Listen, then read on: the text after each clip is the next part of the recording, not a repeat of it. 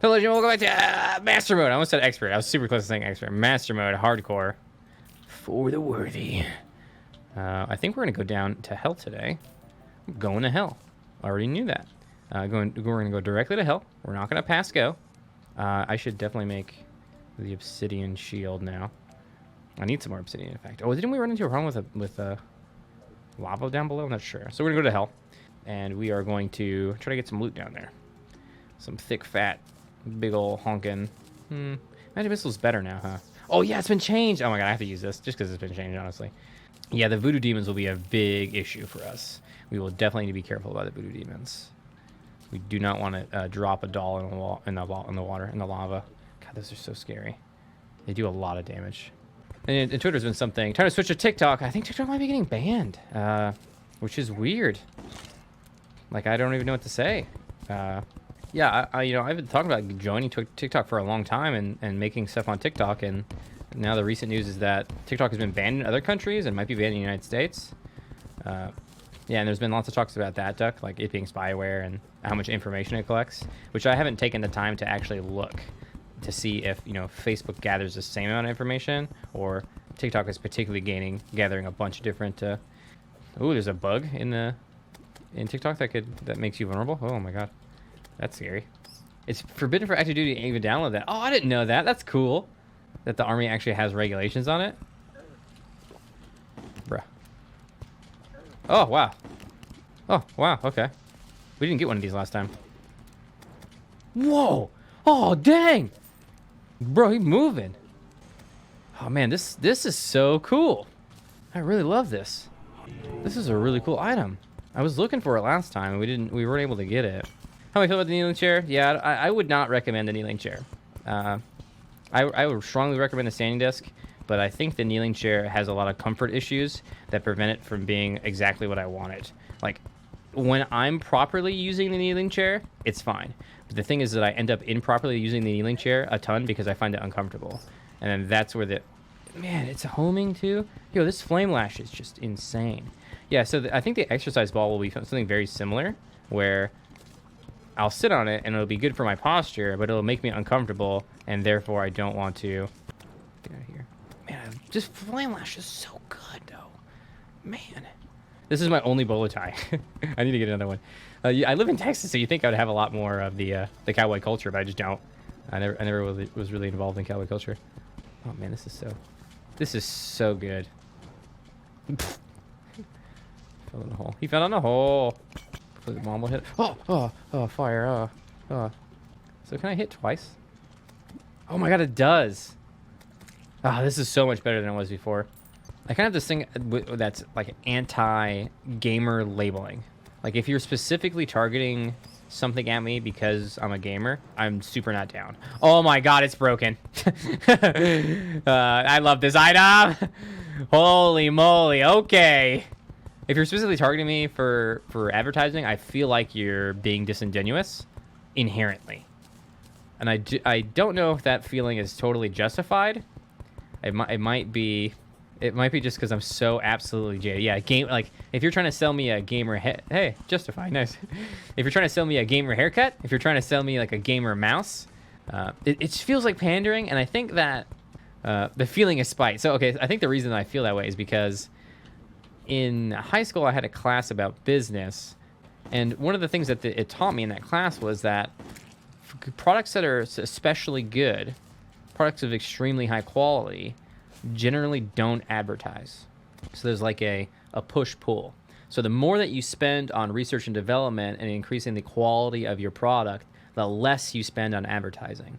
And you don't need to spend more on advertising because the word of mouth will spread how good your product is, and that is enough to sell your product. Is it a mimic pad? Oh my God, it is. That is so cool. I'm scared. I'm absolutely terrified. Yeah, pandering too hard, right? Yeah, and like, okay, I don't like this. Never mind. Actually, I thought it was a mimic for a second. I'm so terrified here. So I think that the thing that I learned about advertising and quality control makes it so that when I see something advertised, I automatically assume that it's of a lower quality, but might be a good price.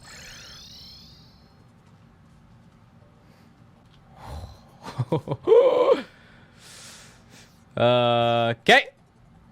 Spicy. Not even close, maybe. Yikes. Woo-wee. Yeah. No. King Slime is very... we can kill King Slime now, yeah? I think this should be fine. I didn't end up with a water ball. Ugh, gosh. I don't want to mess with these guys. I really don't want to fight the King Slime either. Well, I guess I can. Interesting boss to fight. Skeletron is very interesting. Queen Bee is terrifying. Brain is really... so this is all for the worthy. Brain is... I love all the bosses right now. Most interesting to fight. Gosh. Man, Eater Worlds for the worthy is very cool, I gotta say. Wait, I have 2 shields? How did that happen? As Army, I admit that I'm not smart. I got a 118 on my GT, so... I could have been any branch that I wanted. I just wanted to be an infantryman. That was my choice, okay? My my dummy choice. Empress during the day is best. I need to try her out. What are the relics for Brain? Where are the relics for Brain Skeletron? Oh, where are the relics for Skeletron? Wait, what did I do with that? I haven't done Brain yet, though. Here it is. Yay. Are you allowed to talk about Dr. Zeus stuff? Yeah, I'm allowed. I don't know anything, though. Like, we don't know nothing, dog. So Shannon, Z-Killer, and Slasher both came out and said that it was a really big deal, that something really bad happened, and that was why everyone's being so hush-hush. They have since deleted those tweets saying that, so it's a big deal.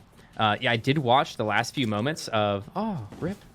I didn't do that. I did watch the last few moments of your boy, Dr. Disrespect Stream, and I didn't really notice anything in particular. Yeah, David, I don't think it's as related. That you could read into a lot of things there. Like, a lot of people were saying he got a message from somebody, and his mannerisms changed suddenly. And I disagree. Well, of course, I don't know Dr. D that well. Like, I probably can't make a call on his mannerisms in the first place. But from my limited experience, it didn't seem like he was upset about anything in particular. So Dr. Disrespect, a really, really massively huge Twitch streamer, was banned, and nobody knows the reason. God dang. So there's a lot of speculation for the reason. You know what? I need potions. I shouldn't be in here without potions. He's not been arrested, for sure. Because he wouldn't have been tweeting about, being banned. Because I thought police were involved as well initially. I was like, for sure police are involved. That's what's going on. He's in custody right now, and he's having to talk to people. Because that's how his theories, I thought the allegation, or what was going on was. But then he tweeted, and he was fine. So, was he tweeting from jail? Doubt. Was he allowed to have his phone out going on this ongoing investigation? Doubt. So it's not so serious that he's being prevented from speaking whatsoever, but it is serious. Yeah, it was like 2 days later. Oh, was it 2 days later? It was a little bit later. It wasn't 2 days later, nah. It was a little bit later. But if these allegations are so bad, would he have been in custody and then let go? I mean, maybe he was in police custody. It's hard to say. I don't think he was, though. I think it would have been maybe a bigger deal. I don't know. It's very confusing. Well, all bans are hush-hush. So Twitch never, ever bans somebody and then says why they banned them. They never do that. They only issue bans, and then that's it. So if there's ever any, this is why you were banned, we would never know. They don't have to tell the streamer. No, they don't particularly need to do so. Like, they could just, like that's how YouTube does it as well. So when YouTube came out with their new guidelines, I had one of my videos demonetized, and I specifically had a conversation with a representative from YouTube, and they were like, no, we cannot tell you why you were banned, because then you'll bypass the algorithm by, skirting around the edge, basically. So it's not necessarily going to be the case that Twitch is going to say why. I think it makes a lot of sense to tell your streamers why they got banned so they won't repeat the offense. Yes, I think that seems obvious, but it's not necessarily true. So they may not have told Dr. Disrespect why he was banned. They may have told him and then he didn't want to say. They definitely will not tell us. They will not come to us and tell us why he got banned. They never say. So as far as Twitch's side is concerned, they're acting as if he was a one-viewer streamer who got banned, which is, I think, a policy of theirs because of legal. That's just how it is, really. So we won't know for sure unless Dr. Civic tells us what's going on. It seems like something illegal happened for sure, and it's right element. So this is going on, amongst a wave of allegations of tons of different people, like so freaking many people of different things going on and different stuff, etc. You get some tax thing for getting banned. So the one thing I want to totally dismiss is him talking about David Icke is not grounds for a ban. That is definitely not what happened. He was not banned for that. Just talking about conspiracy theories was not an issue for a permanent ban. It was weird that he started talking about David Icke, in my opinion. I don't know if he's talked about it before. He kind of seems like someone who might have done anyway. So David Icke is a well-known conspiracy theorist who believes that David Icke believes that lizards have taken over the government, and it's literally lizards wearing people skin. So he believes some really off-the-wall stuff. Like God came down and told him he had to save the world, and etc. So, and then Dr. Disrespect was looking into one of his books or something like that. He was talking about David Icke at the end of his stream when he got banned. The reptilians, yeah. Which, I played enough XCOM to know it's true. So there was a lot of speculation about that was the reason, but it definitely isn't. So there was some speculation that the reason he was talking about David Icke and conspiracy theories is because there was a conspiracy theory going on around him, and the reason that he was about to get banned, he knew about it. There's so much going on and so much speculation to do with this. So my favorite XCOM, 1994 is Terror from the Deep is I think the OG one is actually my favorite. I go back and forth on the OG one, and I haven't actually played almost any Terror from the Deep, so I can't put Terror from the Deep there. But then OG 1984 and then XCOM 2 War of the Chosen is where it is. One of the things about modern gaming compared to games made in 1994 is that games from 1994 just totally allowed you to shoot yourself in the foot. It didn't mind. It was okay to be dumb. It was actually okay to play in such a way that ruined the game for yourself also. And modern gaming really tries their best to prevent that. So they're very, very different even conceptually, yeah. I would say they're very different, and the execution on them is very different as well. God, FLAMELASH is so absurdly good now. Have I tried the new Chimera Squad? I have. I don't know what to say about that, because they finally removed. So the modern XCOMs have this problem, in my opinion, called pods, and the way that you engage enemies. Oh, what? Did I even kill enough? What the heck? So yeah, Chimera Squad. So it removes the issue of pods. Pods was a system in the XCOM games where you procced new enemies onto the field of combat by moving into their line of sight. Now, the original XCOM games did not have this. All enemies on the map were active always. What I didn't like was... and I think there was a lot of issue there because it slowed the game down a lot, and War of the Chosen tried to deal with that, and XCOM 2004? 2007? It tries to deal with this pod issue, and then Chimera Squad comes along, and it's kind of like XCOM Lite, and it totally removes pods. So what Chimera Squad did is really boiled down the base gameplay of XCOM, and it's like XCOM is about these engagements, and we're going to control these engagements very tightly. And I think in that way, it became a lot like Slay the Spire, or another card game of that type where it controls the engagement so intensely that... whoa. Spook, sorry. This is a very dangerous area. It's hard to talk and not die. Am I insane for playing Dark Souls to relax? No, I love intense gaming to relax. I usually do gaming for do escapism. Don't worry, I'm not forgetting about Chimera Squad. So I think that Chimera Squad really distilled things, and it made it so it was very particular and took away that pod aspect. And I think it's a good game in that aspect by itself. Just for having done that, it's an interesting addition to the XCOM franchise. It did not feel like XCOM to me, which is a good and a bad, I think.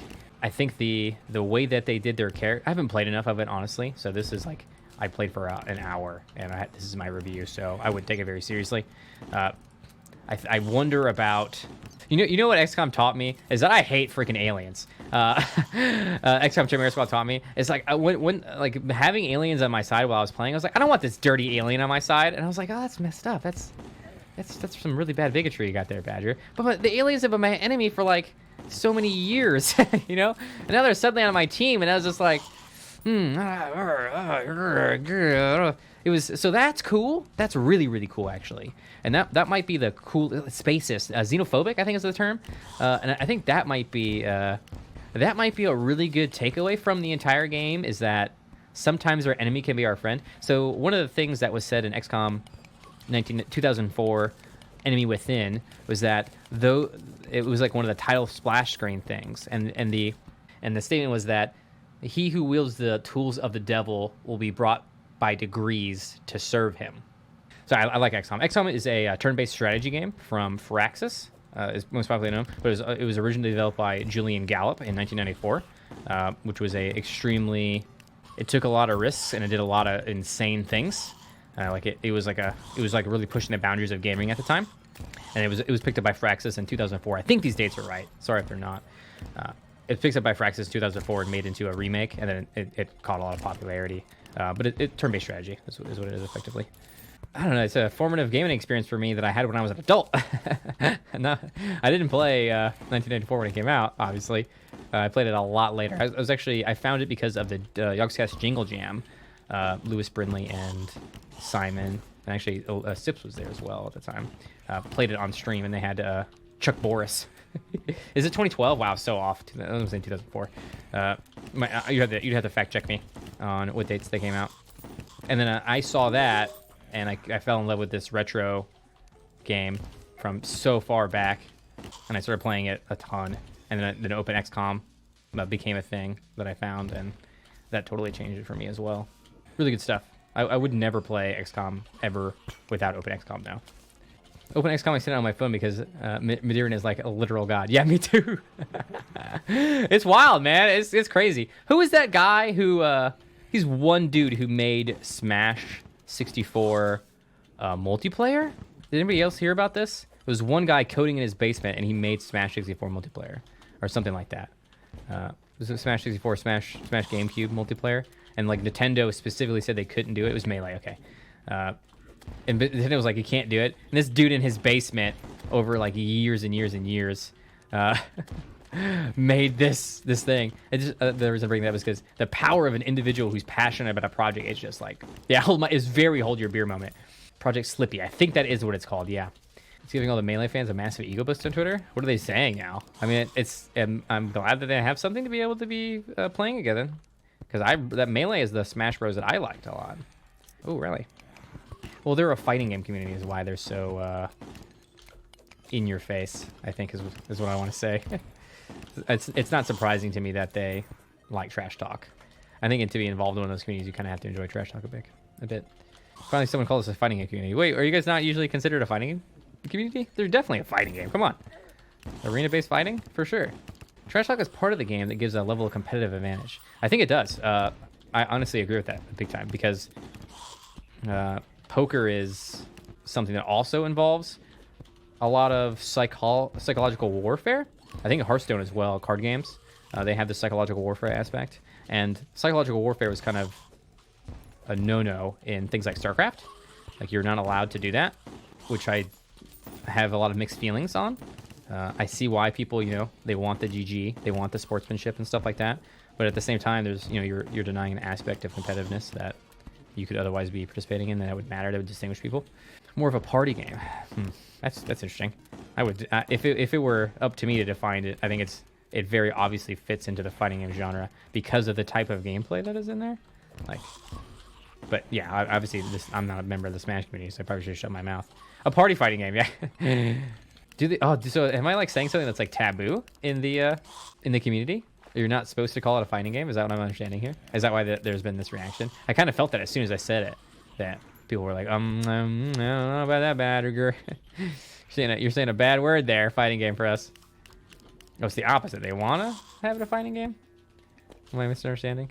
I'm trying not to die at the same time. It's actually a turn-based strategy game. I think fighting games at their core are timing games. It really is. Because the reason I say it's fighting games are a lot of timing games is because you're trying to anticipate what your enemy's going to be doing at the highest level of fighting game. They are so tanky, aren't they? I just want a water bolt. I still haven't seen one.